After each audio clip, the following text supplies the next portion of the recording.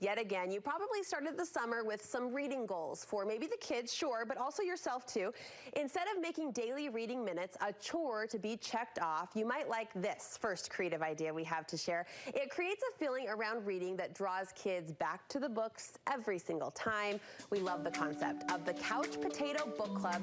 It's a 13-year-old tradition of the Eckersley family in Draper. It may be just what you're looking for to inject some magic into these final reading days of summer. Maria Eckersley is here to share. Good to see you. The Couch Potato Book Club. Yeah. Join. I'm all in. Sign me up. Tell us about this concept. It's a super exclusive mom and kid book club. Oh, good. Yeah, so you'll have to get invited, Brooke. But it's a mom and kid book club where really, I mean, it's very loose. We meet in weird locations around the house and we read magic-filled books late into the night. What's your philosophy, Maria, behind this? Well, you know, the school year is all about minutes and tracking and charts and all that stuff. And I want reading to be about magic and a little bit about memories. And so for me, it's not so much about what we're reading as it is the feel. I want my kids to remember and have memories of like huddling around a lantern with their mom reading a book. And that's what this whole book club is about. And I heard you say obscure locations around the house. And you say that does kind of promote that magic that you're after. Oh, absolutely. Because I don't have the time to figure out the very best book for them. So I feel like if I can make magic, that counts for everything.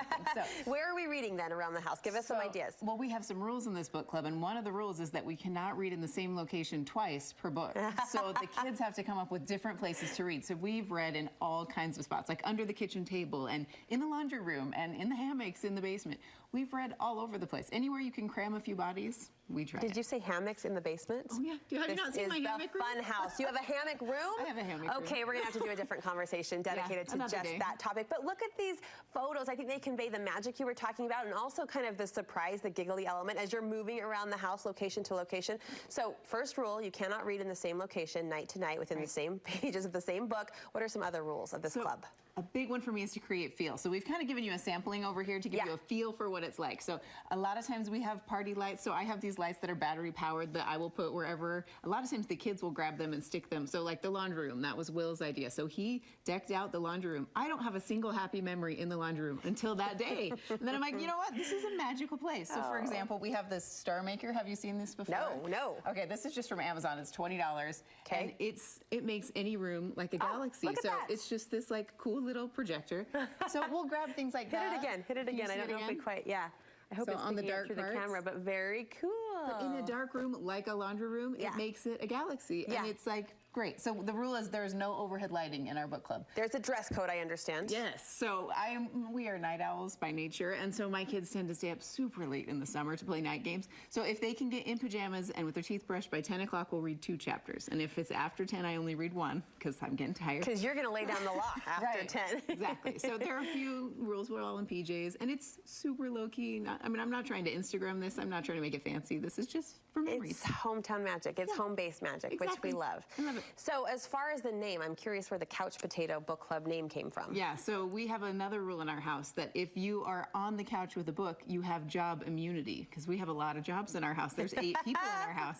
And so if it's time to do jobs and I say, okay, everybody, you got to do your Saturday jobs or you got to do your daily jobs, and they're on the couch with a book, they can technically have immunity. But the second they step off the couch, they're back in the real world. So there's incentive to couch potato it up. They almost make it like an RV experience. They like bring a drink and a snack and try and stay there as long as possible. I want to hang at your house more and more every day. You've got some book titles to kick things off for us if we want to try this in our own space. So I like to have, our Couch Potato Book Club goes between like ages, I don't like to have toddlers in it. It's more like between 4, 5, and maybe 13 or so. Because that's the exclusive club. You have to grow into it. So I like books that have pictures every few pages and that are fantasy books. I want them to be magical. So if you haven't seen these, everyone loves Harry Potter. But it's hard for my 5-year-old to really grasp Harry Potter. But these illustrated versions have gorgeous drawings on every page, and it's just impossible not to turn the pages. I hadn't seen those. That's fantastic. Those What's this? This is another series. If you have boys, if you have to read the Origami Yoda series. It's got drawings every few pages, and it's all about the Star Wars characters and how magical they can be when you make them into origami. It's just creative. A few pictures here too. Spiderwick Chronicles. There's like I think 9 of these, and we read all of these one summer. And my kids loved the Spiderwick. It's just magical kids, adventure. Love it.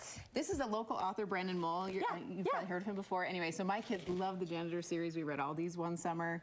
And this is what we're reading right now. So I wasn't going to put it on my list, but last night we read 3 chapters, and they were riveting. 3 chapters? They must have been in PJs by 9:45. No, we went to bed at 11. Because we were swamp monsters and witches. And you got pulled in. Yes, and we were doing voices. It was a blast. Well, and that speaks to, obviously, the goal, the benefit, the purpose. What's the feeling that you get in your home when this takes over? You know, I spend my whole day nagging and telling kids what to do and when to do it. And so I feel like if you can end the night with just a little bit of mom magic, I feel a little restored. You know, I mean, it sounds... Sure. I just need a moment to be like, no, I'm the fun mom. This is good. I like this job. Right. And I feel like this book club helps me do that. Well, we've all had those days where you maybe did play the nag game a little too heavily and they fall asleep and then the guilt sets in. You want to go wake them up and do it over. So this is a way, like you said, to end it with a little mom magic. I like that. Thanks, Maria. Where can we get more mom magic ideas from you? Always on my website, mecmom.com. We'll link you over from ours, too, to make